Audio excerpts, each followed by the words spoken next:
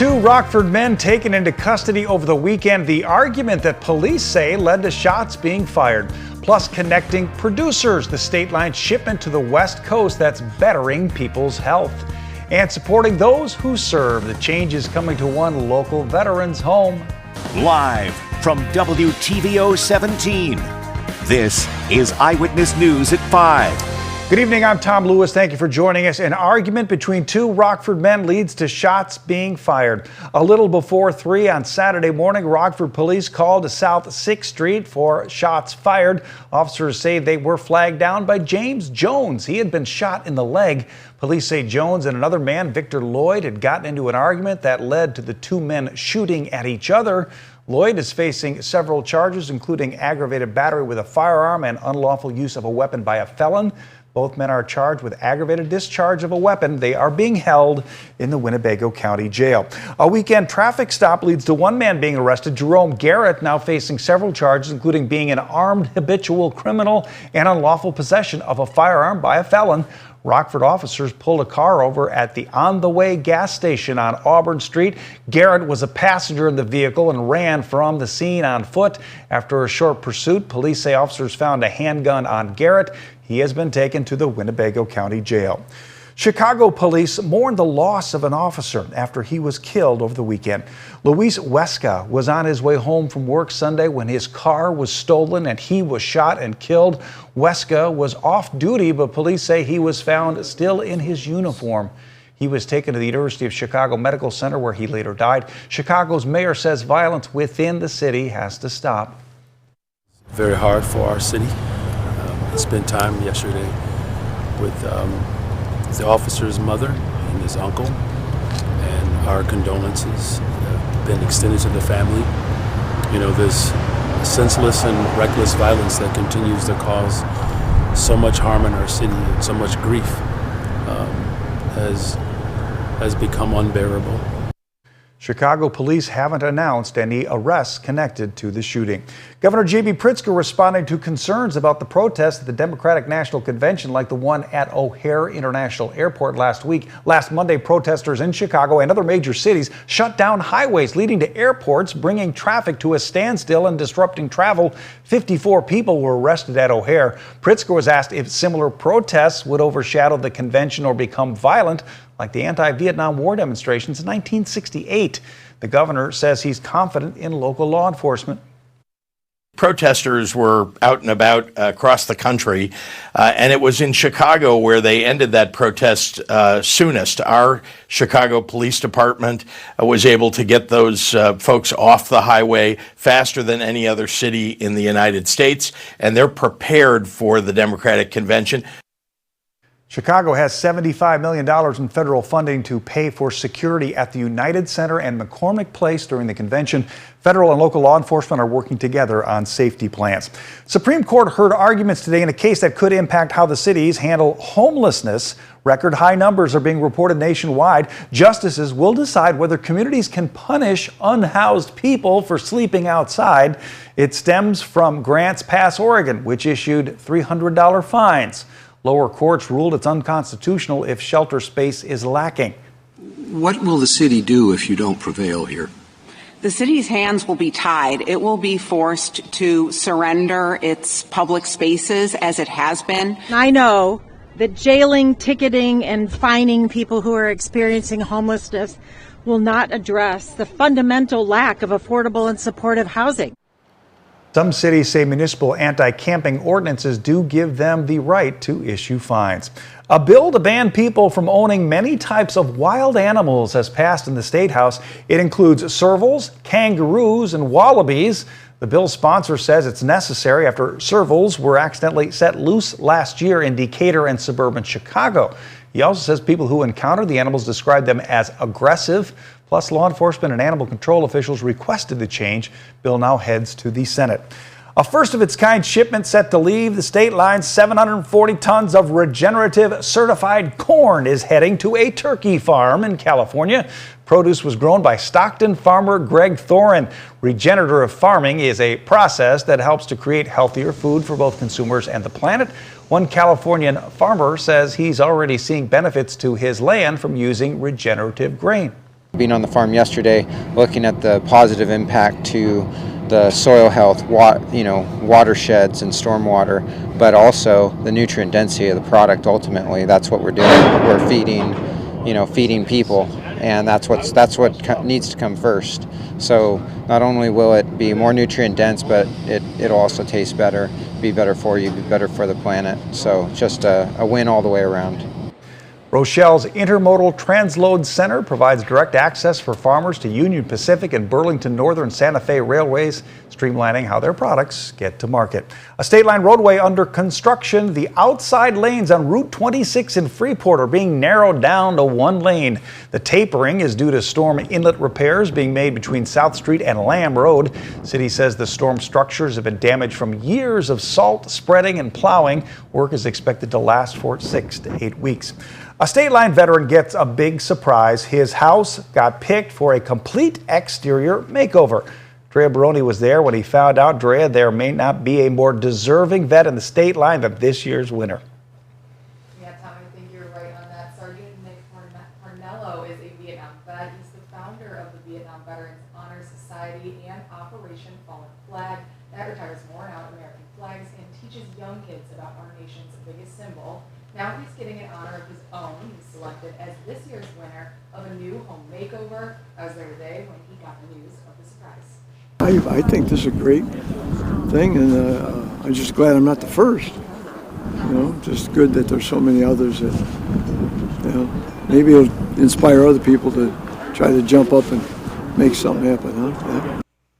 It's all thanks to Randy Palmieri and Son Contracting. Sergeant Parnello will get a completely new roof and siding. Tuscan Landscapes is chipping in too with new plants, flowers, bushes, and trees. I'll have more from the Vietnam vet coming up a little later at 6. Tom? All right, very well deserved. Thank you, Drea. Billions of dollars in foreign aid heads to the Senate for approval. Up next, how the Speaker of the House's job might now be in jeopardy. And coming up at 6, a local arts program comes to a close. The final 6 murals set to be unveiled across the Forest City. It was a warm one out there this afternoon as temperatures made it into the upper 60s, although we've got a little more cloud cover. And from that, we'll see a few showers, even a couple of thunderstorms that could roll through for some tomorrow.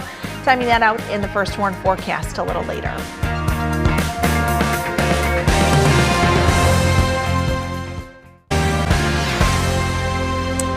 After a weekend of work by the House to pass a $95 billion aid package, it's now up to the Senate. The plan would rearm Ukraine and send billions to Israel and Taiwan.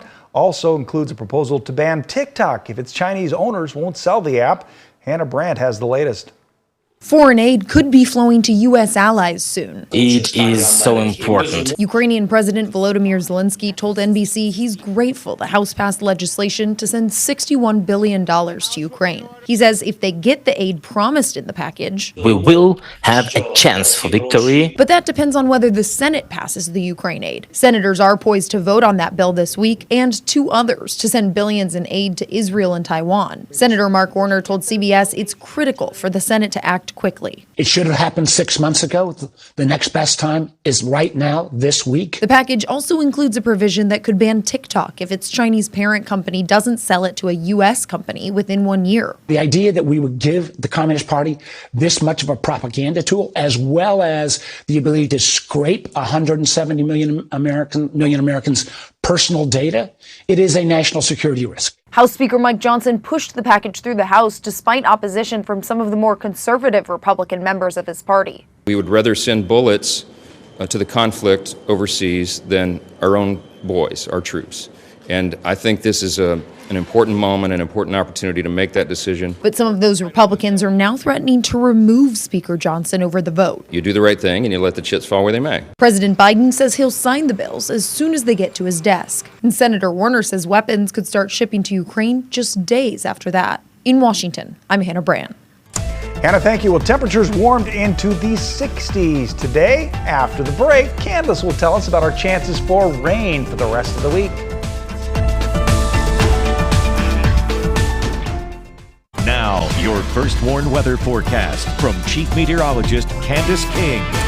Well, we're starting to see more cloud cover move in, which has turned our skies mostly cloudy as we take a live look with our SkyTrack camera out of Park Hills Golf Course here this evening out in Freeport. The mostly cloudy skies will stick with us. Radar shows some light rainfall trying to develop here to the west and west of the Mississippi River. However, a lot of dry air with our dew point temperatures that are in the 20s and the low 30s. So that dry air has to be overcome before we really see anything reach the surface. But you see some of that showing up on radar. That is actually ahead of a warm front. And what's really cool, you know that a warm front is coming in because did you notice how the clouds kind of started? We had sunshine this morning and then we had those higher level clouds. Well, because with a warm front, the air that is ahead of that warm front rises. It's a gradual rise in the air mass. Rather, a cold front, you've got a quick kind of adjustment with the air kind of going up. So with a warm front, it's a gradual climb. So you start off with the higher level clouds and then throughout the day they thicken up. So that's kind of how you can tell that a warm front is coming through. It's actually kind of neat. But with those showers moving in, it does have some dry air to overcome. So we'll take a little time before we actually see some of those rain showers move in. I think it'll be around 8, 9 o'clock. A couple of light showers, not expecting anything too widespread for us. Low pressure out in Canada. You notice we've got severe thunderstorm warning there in Montana. This is actually going to come closer to us. Cold front comes in tomorrow morning. Second cold front with that low comes in during the afternoon tomorrow, and that could actually help fire off maybe a thunderstorm or two once we get into tomorrow afternoon. Now, the severe threat for tomorrow is low, but it's there. We're going to talk about that in just a second. 65 right now in Rockford, Rochelle, 65 also in Freeport, 66 in Sterling. Our weather watcher Terry out in Genoa, 65. Notice the dew point temperature at 32. Relative humidity is pretty low at 29% with that southwesterly wind at 24 miles per hour. Ranges from 24 to 29. So it's been a rather gusty day and those winds will stay with us tonight. We're down to 50, so a mild night tonight. As we go through the overnight hours, notice this is 8, 9 o'clock. You got a couple of spotty showers coming in. Any shower activity tomorrow morning likely to stay to the south of us. This means most of our skies will stay dry but cloudy. We'll get some clearing to take place. This is early tomorrow afternoon. With that, I think our temperatures are in the upper 60s. Winds are also going to be picking up from the west tomorrow. It gets pretty windy. So with the clearing that we have, our dew point temperatures are still going to stay on the lower side in the upper 40s to right around 50 degrees. But with the clearing that we have and that low pressure system to the northwest of us, it creates kind of a little area of instability because there's a lot of cold air aloft associated with that low. So it helps build up some instability. So as that front comes in, we could see a couple of thunderstorms fire up along that. Now, as I mentioned, that severe threat is low, but because the freezing level is low, because of the cold air, could see some hail with some of the stronger cores, and some of those could get up to quarter size. But there's also a small possibility that we may see a couple funnel clouds or maybe even a land spout or two going into the late afternoon. So that'll be something we'll keep an eye on throughout that time. I put that at about a 10% chance of actually happening, but it's there, so it's something we do have to keep an eye on through tomorrow. Winds will turn back around to the northeast, a little cooler for our Wednesday, but we'll see a return of sunshine. Thursday will be quiet, but our jet stream pattern gets a lot more active towards the end of the week. So each little kind of concentrated color you see, that is an area of concentrated or stronger winds within our jet stream. So we have this area of stronger wind coming into our west and southwest on Friday. That comes closer to us on Saturday. Notice that increases Saturday, then going into Sunday. So that's what I mean by an active jet stream pattern beginning to take shape going into the weekend. And each one of those little areas of the stronger winds in the jet stream as they come through are going to be capable of producing severe thunderstorms. So I think the Midwest, Great Lakes, we really have to keep an eye on that. For us locally, more Saturday into Sunday, I think, is our time frame for some of those stronger thunderstorms. So 67 tomorrow, 53 on Wednesday. Could see the 70s then, a little muggy getting into the weekend. All right, the warm-up begins. Thank you, Candace. Scott is in next. He'll have his sports report. The Ice Hogs opening road in the Calder Cup playoffs is all set. We'll look at how it will play out. And a former Nick 10 basketball standout has found a new home where he will finish up his college career.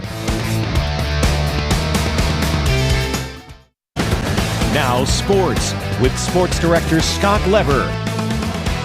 Everything surrounding the Ice Hogs opening playoff series is locked in. It'll be the Hogs against the Grand Rapids Griffins in a best-of-5 set, and it all started to BMO this Saturday night. Even though Grand Rapids is the home ice advantage after finishing the regular season 1 point ahead of the Hogs, the series will open here. Game 1 will be in Rockford. The next 2 games will be in Grand Rapids. A fourth game, if needed, will be played back here. And then if the series comes down to a fifth game, that'll be played in Grand Rapids. This is the third straight year the Hogs have made the playoffs. Well, the Cubs getting today off. They're going to open up a 3-game series tomorrow night at Wrigley Field against the Houston Astros. Jordan Wicks will be the Cubs starting pitcher. And the Cubs split their 4-game series against the lowly Marlins over the weekend. Kyle Hendricks had another rough outing yesterday. Craig Counsell could soon have a difficult decision to make with Hendricks. Well, I mean, I thought there were some positive signs. There's no walks. There's 5 strikeouts. I do think that he limited the hard contact for the most part, but they strung together a good rally. And we're still looking at 4 runs on the board after 4 innings. So, some good steps. But we need better results, frankly. The White Sox will play ball tonight in Minnesota with Jonathan Cannon scheduled to start. The Twins are off to a disappointing start at 7-13. Former Rockford East basketball standout Sincere Parker is on the move again. He's told On 3 Sports that he's transferring to McNeese State in Lake Charles, Louisiana. McNeese State plays in the Southland Conference. Parker's leaving St. Louis after 2 seasons with the Billikens. This past season, he averaged 16 points per game. Parker was part of the East Rabs team that went to state in 2019. Well, the world is Scotty Scheffler's right now, and the rest of us are just living in it. He won again today in the completion of the PGA Tour's Heritage at Hilton Head. He finished his last 3 holes and finished 19 under par to win by 3 strokes. Scheffler has now won 4 of his last 5 events, including the Masters. The last player to win 4 out of 5 starts on the tour was Tiger Woods in 2008. That's sports. We'll be right back. So we had the sunshine today, felt pretty good, and temperatures are going to get a little bit warmer as we get through closer to the week. Yeah, end of the weekend, we've got warmer temperatures, but unfortunately it comes with some, showers and thunderstorms. It's not a washout, but this time of year when you got warmth and a couple, really active thunderstorms and storm systems, you got to pay attention to Atmosphere that. percolates. There you go. Well, we'll use that one later tonight. Our first warned interactive radar brought to us by Rockford Glass and More. We've got a few showers there off to our west. Really not a lot of that actually reaching the ground. There's plenty of dry air. So 8, 9 o'clock, we may have a quick shower or 2, and some of those may dot the skies early tomorrow. But tomorrow afternoon, could have a thunderstorm or 2, upper 60s with wind. Wednesday, Thursday look dry. Could wake up to some frost, though, Thursday morning, and then active with 70s by the weekend. Thank you, Candace, and thank you for joining us. Have a great night.